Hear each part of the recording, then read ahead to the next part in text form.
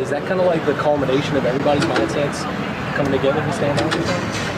You know, if I'm being honest, I think a lot of it is our new coach that we got. You know, I think T has been one of those guys that he just everything we do, he just pull the trigger. You know, all he really focuses on is getting off the ball, striking blocks, and the rest of it will take care of itself. And I feel like that mindset is very liberating for a lot of D linemen to not focus on, not be so. I don't know what the word is, but not to be so strict about this block that way. But if we're just getting knocked back and we're just going as hard as we can, we're going to create a lot of pressure and disruption. What up, welcome back to World Heavyweights live on WorldSports.com. There's Aidan Hutchinson speaking on the new defensive line coach, Terrell Williams, the guy that Dan Campbell called the best defensive line coach in the league. Good. If you seemed a little bit distracted like myself in that video, there was a kid hanging over a railing, and everyone was like, "Who the fuck's this kid's parents?" He's gonna fall.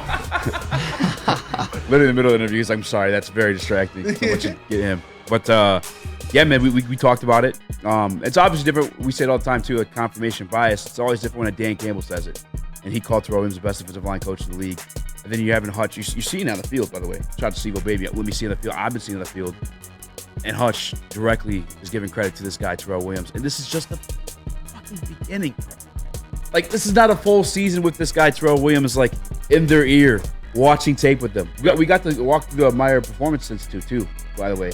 And it was kind of cool because they have, the offensive fronts. We walked by the defensive line room of, I think they had L.A.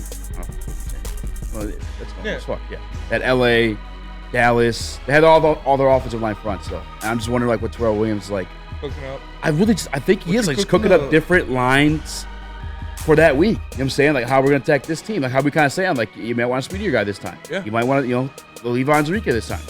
That's what good coaches do. They put their best players out there in the best situation for them to have success. You set guys up, you attack mismatches, and you put your guys in the spot where they can do the most damage. And obviously Hutch is going to do the most damage wherever he is, but you've got that plethora of pass rushers on the other side, whether it be a Pascal or a Levi or a John commit, or not John, RIP, he's not dead. Yeah. Whether it be a Pascal or a Levi or a Davenport or a Houston, whoever it is, you can play it by ear and play it by, we talked about it with getting fresh legs in there. Imagine you're a left tackle and you're going up against Levi Onwuzurike and Marcus Davenport for 20 snaps in a row. And you've just got these big-bodied, physical dudes in there hitting you and hitting you and hitting you. And then immediately, boom, you put in James Houston. And he just gets right by you because you're normal, big guy. And then James Houston's got that fast get-off. Yeah.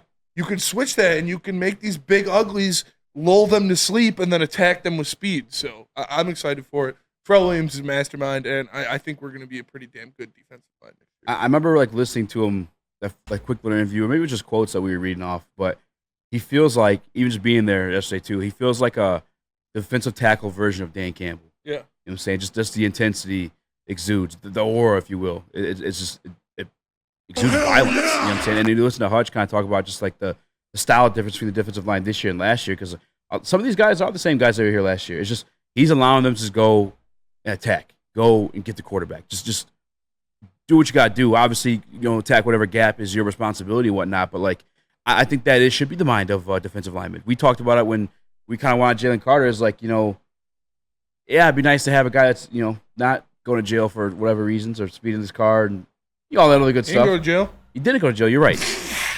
But we're nah, we met Warren Sapp. We kind of want some dogs. That guy is on all the time. Warren Sapp does not turn off, dude. That is for sure. We want some assholes. Yeah. And that's especially just on the defensive line. Especially on the defensive line. Yes. It's the first point of contact in a football play.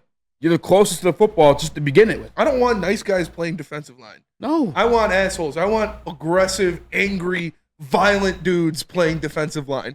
You are literally trying to move some other 300-pound human being and kill a ball carrier. That's your whole job. I don't need a guy to do that and then tackle the running back and help him up and say, good job, and pat him on the ass. No, I want him to put his face in the dirt and then scream at him and get it. That's what you need, that aggression. we had our running back, Rob Wheeler, came up from Texas, and his dad, old Texas dude, and he would just always be around. So he was like one of the assistant coaches. He'd be with the defensive line, be like, "You knocked somebody's dick in the dirt!" Yeah, dude, I was going to say that, but I didn't want to get paused by the chat, dude. Put their dick in the dirt. Like, that's what you have to do, man. Nick. Yeah, it just seems like an extremely fierce energy that you're getting from all of these players, and it's obviously coming from Terrell Williams, so I think that's great moving forward for this defensive line. But one question I wanted to pose to you, because you've been there and you've been seeing this, where's this pressure coming from on this offensive line is the other question. Because when the defensive line looks great, that means they're getting through some holes on the O-line. Yeah. And my question specifically, is it coming at left guard? Because we know Glasgow was moving from right guard to left guard. This is me just as a question. He is the only buddy making a positional change on this O-line. Where have you seen the most pressure kind of get through? That's actually a great question. I didn't really pay attention to see, I guess, to Glasgow at all, really. But I know Hutch beat Penny. They're kind of going back and forth. The iron sharpen iron thing. Yep. I know. And then, by the way, these two names I'm giving you guys were memorable because they're the best in the league. Penny and then Ragnow. He got ran over by a lean. So it's really just the entire defensive line. That's why Levi. Obviously, I didn't expect coming. So I think that's why I'm kind of emphasizing on him. He's also just a giant human being. He was brought there to be stout, massive, thick force. Pause. But that's just what he is. But the entire defensive line is truly performing, man. They really are. To the point where and there's one guy we'll probably get to a little bit later that I know some of you guys were hyped about.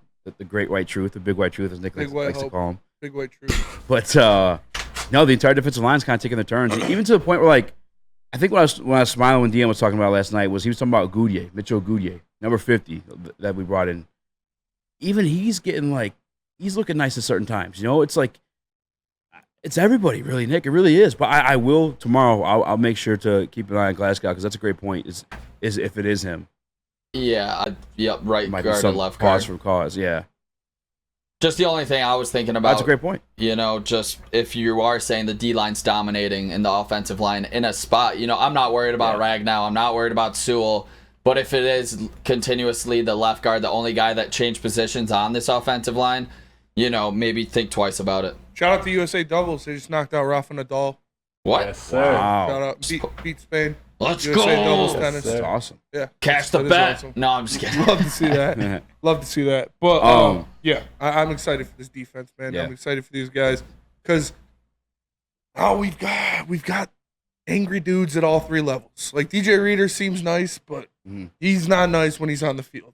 I told you yesterday, he looked like a grizzly bear. Jack Campbell is a certified psychopath at linebacker. Yeah. We know Kirby Joseph is not nice when he's playing that back end. We know Carlton Davis is not nice. Terrion Arnold is going to talk his shit, and he's going to hit you.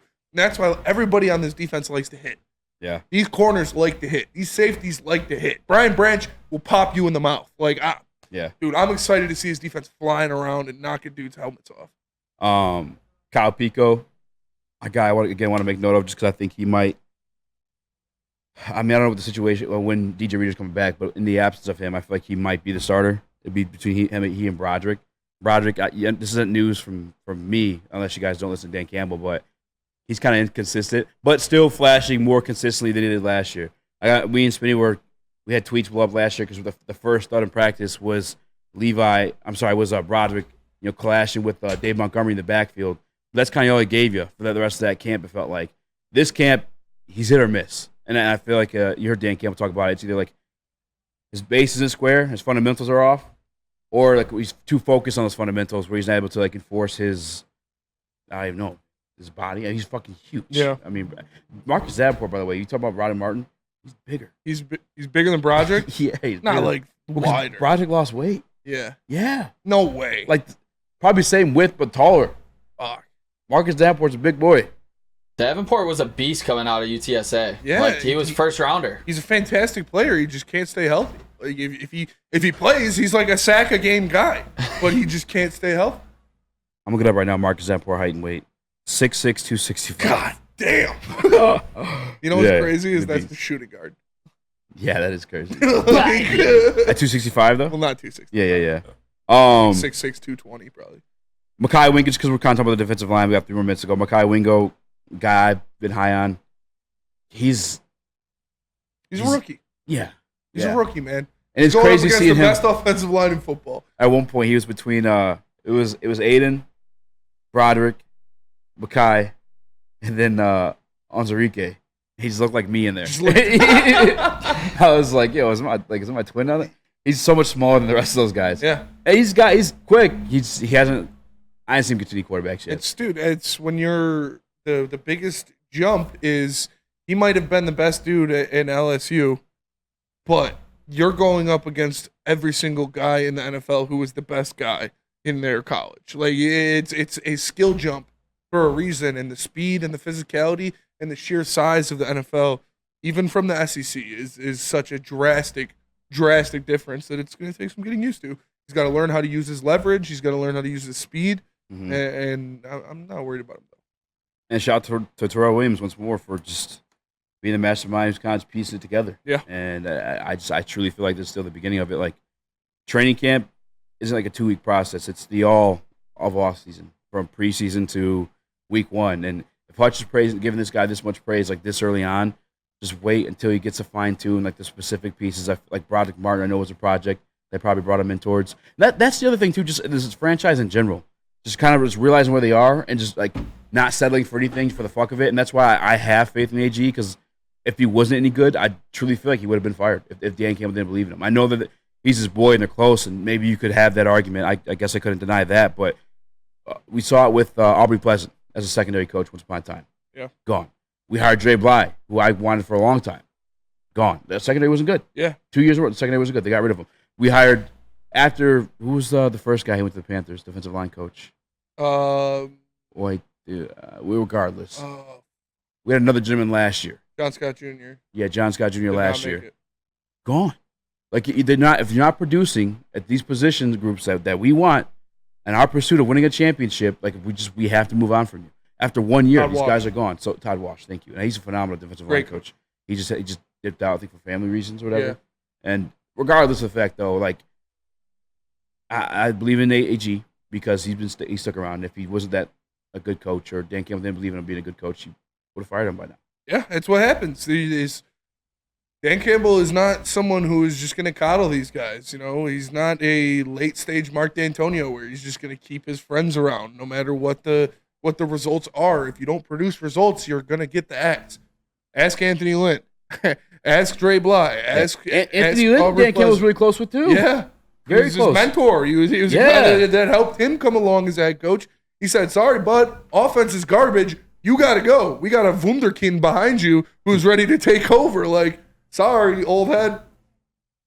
Graybush, you got to get to stepping. Like, if you don't produce, he's not gonna just let you sit there and take up space. So you fired John Scott Jr. because he wasn't cutting it, because the defensive line was subpar last year, and you bring in a guy that he is extremely high on, and the rest of the league is extremely high on as well, that has results-driven evidence that he is one of the best defensive line coaches in the NFL. So that's what happened.